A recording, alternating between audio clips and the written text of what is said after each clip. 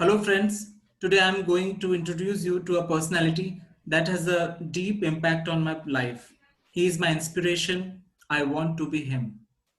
He has been my friend, my mentor, my supporter for a long time. He has come a long way from where I'm just planning to start right now. He is a writer, translator, blogger, columnist, traveler, political critic, social activist, public speaker. In fact, he is a multifaceted person, and a single word won't suffice to describe him. Meet Mr. Munish Mandola. Hi, Munish. He is a Thanks, key Jay. Thank translator for Netflix, recently subtitling his 100th movie. He has translated over 1 lakh words into Hindi, specializing in the translation of academic and creative marketing text. Munish currently lives in Jaipur with his family. Let us talk to him and know about him in his own words. What motivated you to set yourself free from the temptation of a lucrative corporate job and start from scratch in writing and translation?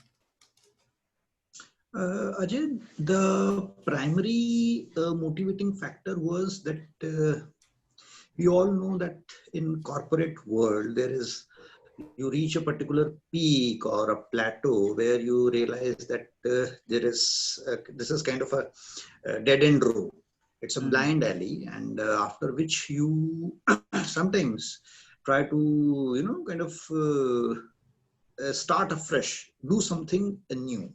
So the problem with me was I was working in a creative, and it was a transcription company, and the shift was night shift.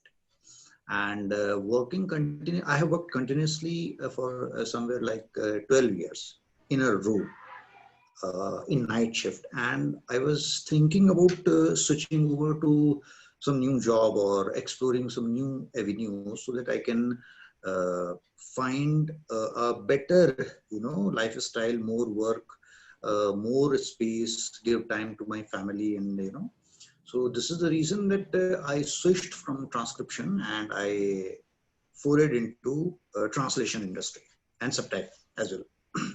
Okay. Can you tell us more about your background and your main area of expertise? Ajay, I have done I've a Bachelor of Arts. I have pursued Bachelor of Arts, Economics Honors, and then after that I forayed into transcription.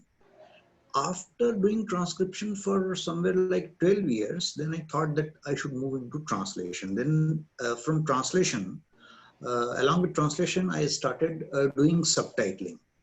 As far as translation is concerned, my main area of expertise is marketing. My domain is marketing.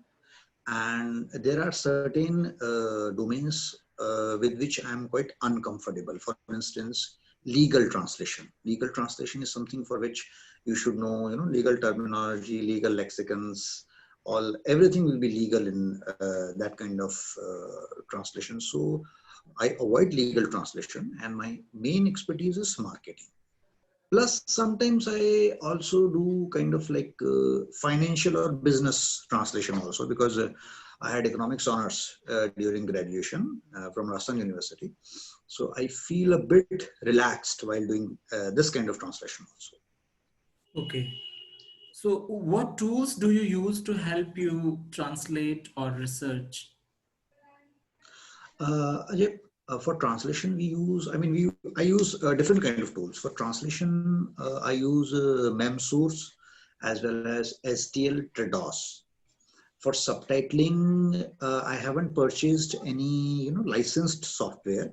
The reason is that normally those softwares are very expensive. So generally, the kind of subtitling work which I receive is it's a simple subtitling from English to Hindi or from English to Hindi. For that, we use a freeware software. It's called Subtitle Edit. Then we use Google for research and these kind of things. There are lots of online thesaurus, online dictionaries, online different tools to find out the root word For instance, if you have a little bit of knowledge with the about Sanskrit, and the root words, they are generally derived from the Sanskrit, so it can help you in finding an alternative word for English to Hindi pair, or Hindi to English pair. So these are the things that we generally use. And as far as transcription is concerned, I rarely do transcription these days, but there are lots of softwares for this kind of thing also. Okay. Um, which translation job are you most proud of and why? Ajay, in particular, I can remember that I have done subtitling for a movie. I love doing subtitling for movies. So there was a movie, its name was Z. It was directed by uh, some very famous director. I think it was Kostas Mavrakis or somebody. And it was about the contemporary socio-political situation which existed in Greece during the tumultuous period of 50s, 60s, and 70s. So these are the kind of movies which from which you can learn quite a lot of things. And I have this particular interest in socio-political things and these kind of things. So that movie, I remember, it was quite a challenging task.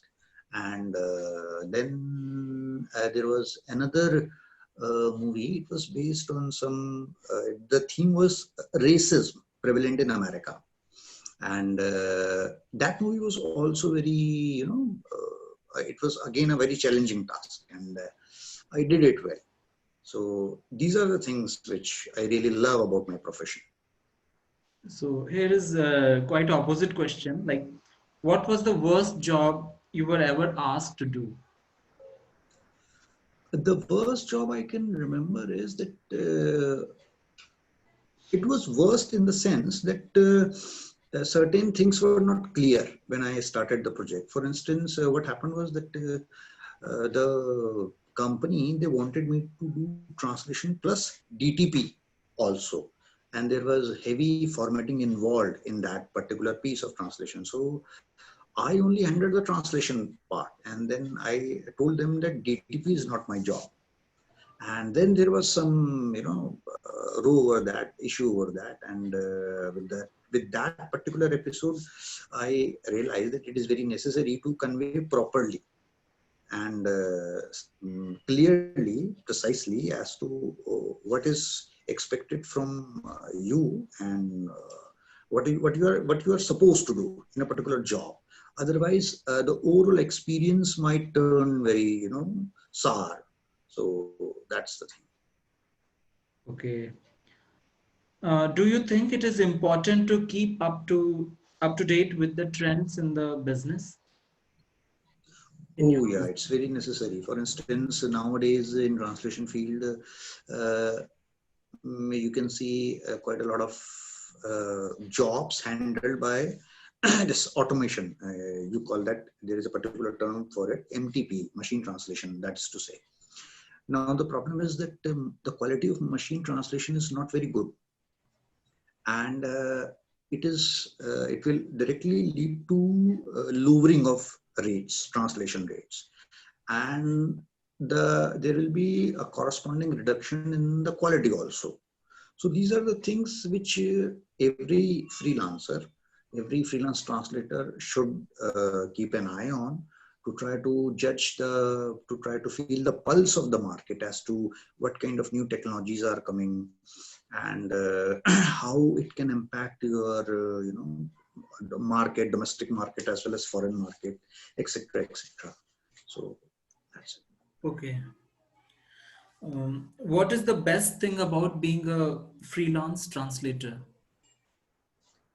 But yeah, I personally feel is that you can have uh, you can devote quite a lot of time to inculcate your hobbies. This is what I have felt, because, and you can have a range of flexibility, because working from home gives you this advantage that you can put more effort and you can be more productive while working from home, and then the rest of the time which you have saved upon, you can utilize it to develop lots of hobbies. I mean, for instance, I personally like swimming. Recently I'm thinking about planning to learn guitar and mouth organ and these kind of things. So you can devote plenty of time for your hobbies if you work from home. So this is in particular which I like the most about this freelancing business. Yeah, very true. That's the main reason why many people are opting for freelance jobs these days. Yeah. Um, but on the contrary, what is the worst thing about being a freelance translator? Uh, there are certain things. For instance, the market, any freelancing job, the market is quite volatile. For instance, after COVID, post-COVID, there was quite a dip in the overall amount of translation jobs work that we were receiving, and there is always quite a bit of uncertainty as to what will come next. So then there are sometimes the deadlines are very stressful.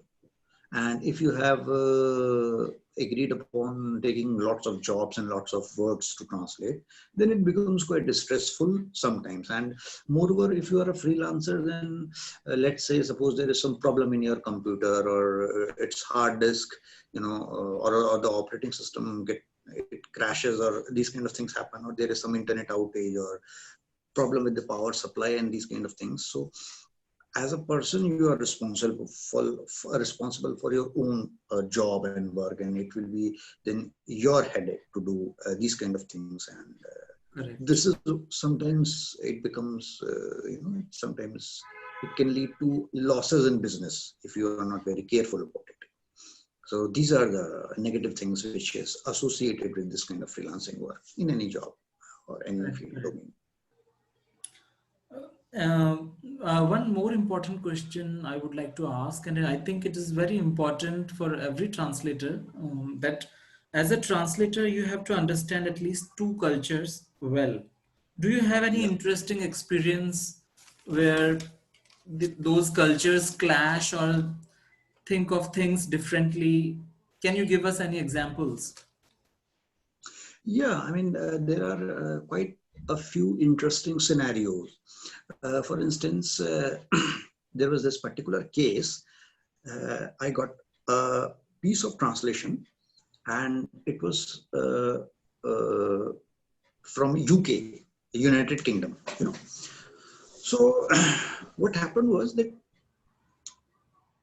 there was a particular passage where a teacher was asking a student to read something. There was some line in that passage. So the teacher, the overall tone of the teacher was that he asked the student that, for instance, he said that, John, would you like to read? Now, if you do, if you do not understand the cultural nuances and the difference between these two societies, you might end up translating it literally as like John, क्या तुम पढ़ना चाहोगे? But in UK, if a teacher is in a classroom and if a teacher, he or she is saying that John, would you like to read? It means he is actually instructing the Exactly. student that John, you read it. You Hmm. know. It is a So moderate in command, India, if you do, actually. Hmm. It is a yeah. So moderate if you do command. not, Hmm. yeah.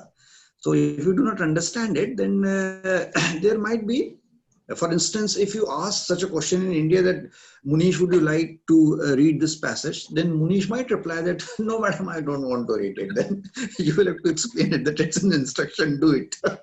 Yeah. Then there is profanity.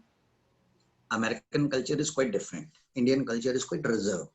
So we should be very careful while translating, F words, swear words, words which involve profanity.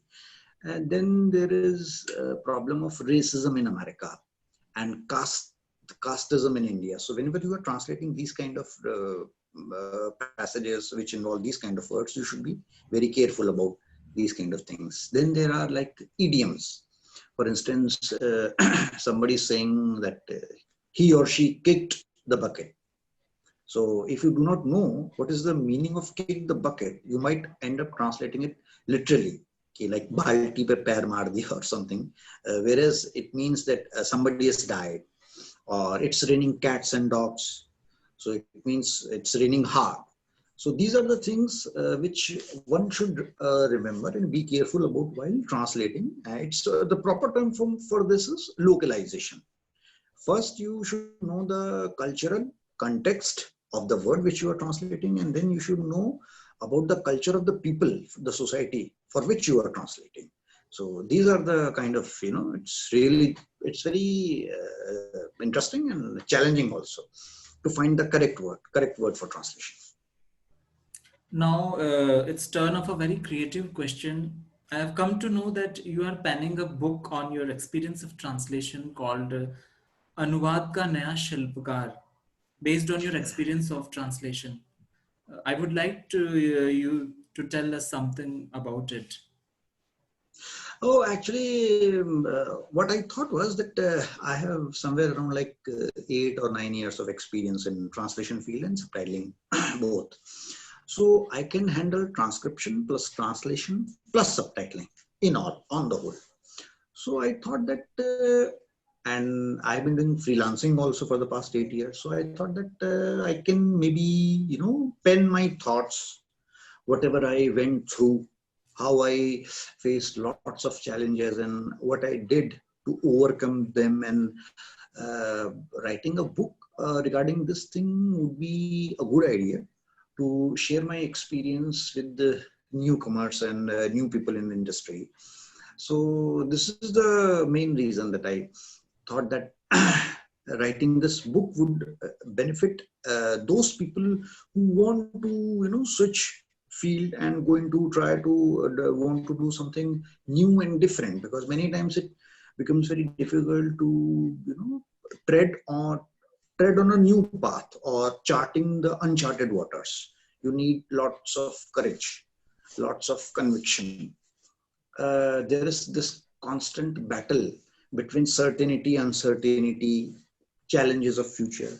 So this is the reason that I thought that writing such a book would help me plus people out there. And I'm thinking that you will be the one who will be translating my book into English, actually. I have a So privilege if I get a chance to do so. I would be. Pleasure is yeah, all mine. Actually, it was my desire to pen something about you. If I get a chance, then definitely I would utilize that opportunity to glorify your personality. So, with this question, with this was the last question, and I would like to conclude our talk. Mr. Munish, it was pleasure to talk to you. Thanks for sharing your views with us. Have a nice day. Thanks again. Namaskar. thanks.